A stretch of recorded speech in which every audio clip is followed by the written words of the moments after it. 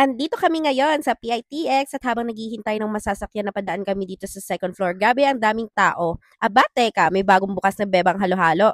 Alam na, nakapila na kami agad. Habang naghihintay, may pa-games pa sila. Nakijam kami ni Kuya kasi gusto din namin manalo na kanilang mga papremyo. Bukod kila Superman, Spider-Man, at Wolverine, sino ba ang superhero ang nabagay sa kantang simpleng tao ni Glock 9? Sino? Takas mo. Batman. Batman is turning! Bebang halo.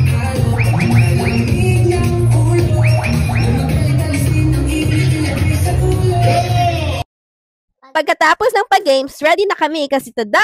Nag-ribbon cutting na sila. Official na, open na ang bebang halo-halo dito sa PITX. Sa haba ng pila, akalain mo, naka-order na kami rin.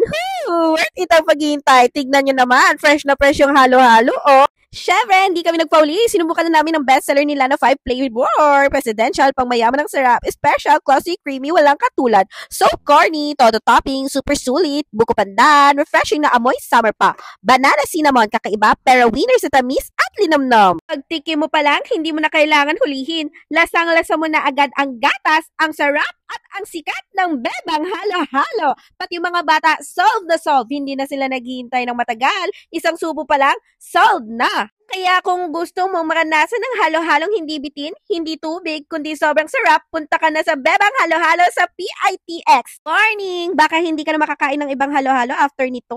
Sa sobrang sarap, sure ako, babalik-balikan mo.